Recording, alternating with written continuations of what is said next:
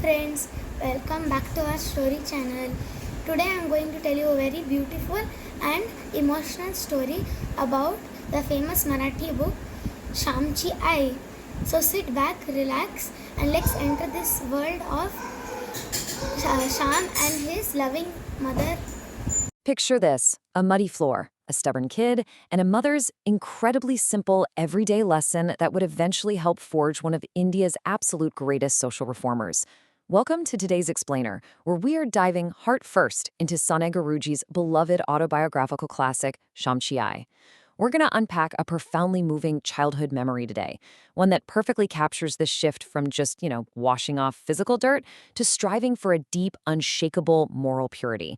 It's a story packed with maternal love, fierce virtue ethics, and a little boy named Shyam who grew up to literally shake the foundations of the Indian caste system. Let's get into it.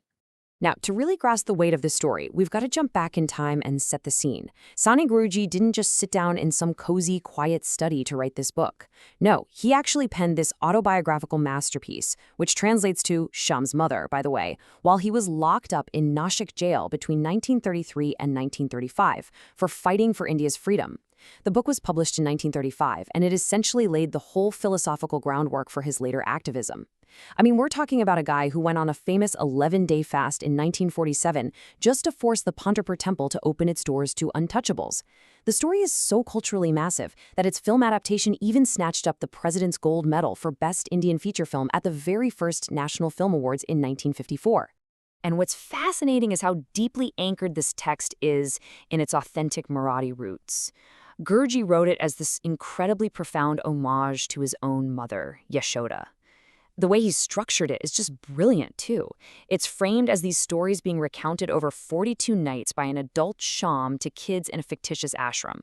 It is widely considered one of the absolute greatest tributes to a mother's love in all of Marathi literature. But here's the kicker. It doesn't just paint a picture of some flawlessly sweet, saccharine mom. Not at all. It gives us a really complex portrait of an astonishingly worldly, sharp-tongued yet fiercely loving woman trying to guide her son while their family was slowly, painfully sliding into poverty. Okay, let's step out of that harsh British jail cell for a second and step into Guruji's actual childhood. Imagine the Konkan coast. It is lush, it is green, and man, is it rainy. The text paints these vivid pictures of rainwater literally gurgling down the slopes, abundant fruit trees everywhere, and this deep, intimate connection between human life and nature. This is the backdrop of young Shyam's daily life. It's a world where those heavy monsoons mean wet earth, muddy courtyards, and honestly, the constant, super practical challenge of just trying to stay clean. Which brings us to the specific micro-narrative we are zeroing in on today. It perfectly captures the heart of this explainer. So imagine this. Young Shyam has just finished his evening bath. He is fresh, he's perfectly clean, and he's feeling good. But as he steps out, he looks down and sees the floor is totally wet and coated in that inescapable, sticky Konkan mud. With pure, unadulterated childish stubbornness, Shyam just stops dead in his tracks. He absolutely refuses to take a single step on that wet floor. He's terrified of dirtying his freshly scrubbed feet, and he demands a solution right then and there. So, if you're a parent, you're probably thinking, oh boy, here comes the scolding, right? But how does his mother, Yashoda, react to the standoff? With this quiet, profound sacrifice. She doesn't yell at him. She doesn't drag him by the arm across the mud. Instead, she actually takes off her own dry garment, a piece of her own clothing, and lays it out right there on the muddy ground for him to step on. She literally creates a clean path for her kid using her own belongings. It's such a powerful gesture. It speaks volumes about her cushioning love and her total willingness to absorb hardship just so her child doesn't have to. But she doesn't just leave it at that.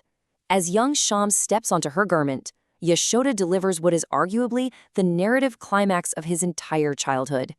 She looks at him and says, Shyam, just as you are careful that your feet don't get dirty, similarly be careful that your mind doesn't get dirty. Tell God to give you a pure mind. Wow. In one swift, unforgettable sentence, she totally transcends the whole issue of muddy toes and drops a profound moral lesson that would literally echo through the rest of his entire life. The crucial takeaway here is the striking contrast she sets up.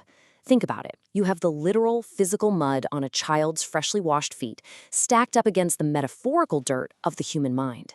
Yashoda was teaching him that, yeah, we spend so much energy washing our bodies and keeping our clothes pristine, but true purity, that's internal.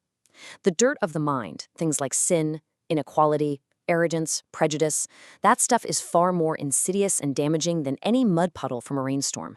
It is a brilliant, brilliant pivot from everyday hygiene to a deeply humanistic moral philosophy.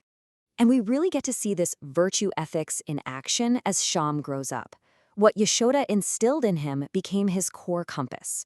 Grounded in that deep sense of dignity she taught him, Shyam grew up to be Sani Guruji, a man who looked around and saw the ultimate dirt of society manifesting as the caste system and untouchability.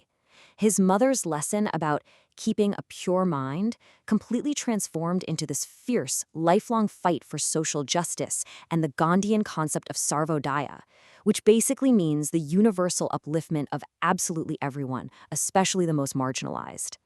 He took those childhood lessons and translated them straight into national reform. Adult Sane Guruji didn't just sit on the sidelines during the Indian independence movement. He literally traveled the length and breadth of Maharashtra to wake people up to the cruelty of the rigid caste system. Remembering his mom's advice to keep his mind pure of discrimination, he took it upon himself to go on that grueling 11-day fast in May 1947. His sole goal, urging the authorities of the famous Vithal temple in Pantapur to finally open their gates to untouchables. And you know what? That pure-minded dedication worked. Just 2 months after India gained independence, those temple doors were finally open to all. But his commitment to a pure mind didn't just stop at social equality. It extended right into economics, too. Throughout Shyamchi Aai, we get these amazing glimpses into Yashoda's and, by extension, Guruji's worldview. There's this famously powerful declaration in the text: there is no worse sin than living off another's labor. His mother's teachings were this constant reminder to him that true purity meant rejecting the dirt of any corrupt system where the wealthy just exploit the labor of the working class.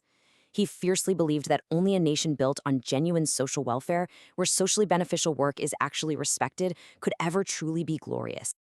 So, as we wrap up this explainer, it's pretty wild to step back and look at the big picture.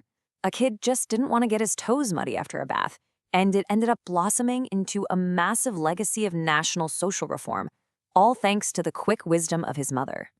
Yashoda's teachings on humanism, empathy, and keeping our thoughts pure are honestly just as relevant right now as they were back then. So I want to leave you with a final thought today. In a modern world that is completely overflowing with distractions, prejudices, and noise, how are you protecting your own mind's purity today? Thank you so much for exploring this fascinating slice of history with me. Keep learning and keep those minds pure. If you enjoyed this video, then like, share and subscribe. Bye friends. See you in the next video.